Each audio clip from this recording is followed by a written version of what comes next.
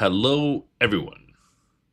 Look at this. 3 stars. Wow, this one must stink. Let's get to it, though. What the hell? I was cautiously stoked for Cat's Chaser, and it was a true dullard. A clunky piece of cinema that scene by scene never connected with me and has so many awkward takes used for the final product.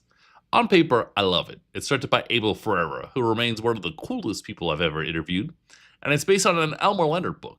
The tale kind of reminds me of the last book I read by him, Cuba Libre, from 1998.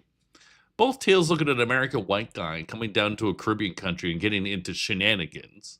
They condemn Woody's actions, the subtext of the book, but also just show hectic activities occurring within the dynamic.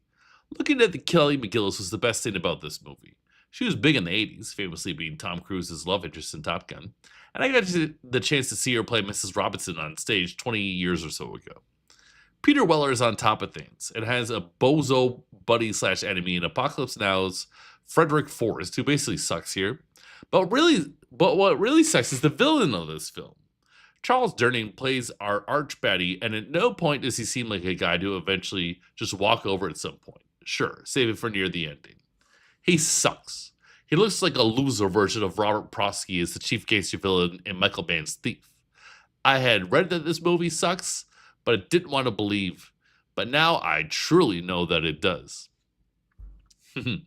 So why did I see this movie? Well, I'm an Abel Ferrara completist of sorts. I'm a head. I'm a fan. Want to see all of his movies, even the ones that probably suck, and this one did suck. I read about it.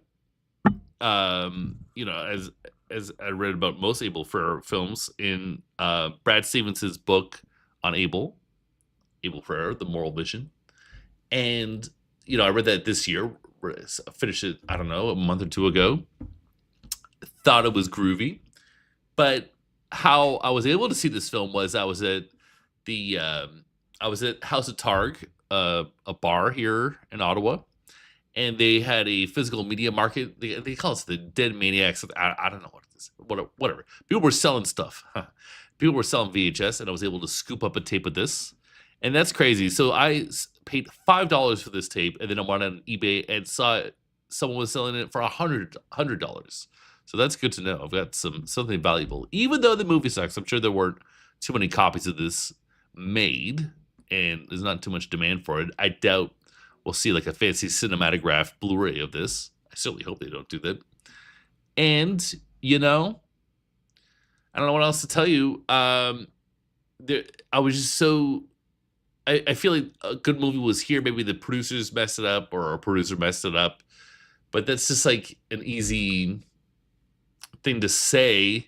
Someone was meddling. But maybe everyone was just high on coke and didn't care. And they thought it was just work. They had this cool crime director, even though he wasn't really, super established at doing that. Like it was before King of New York and Bad Lieutenant. But, you get an Elmore Leonard's property, you think you're good to go. I mean, I just couldn't tell you. I don't know the backstory behind this film, but I know that it sucked. So there you go. 3 out of 5 stars. That's it for me. Take care, everybody.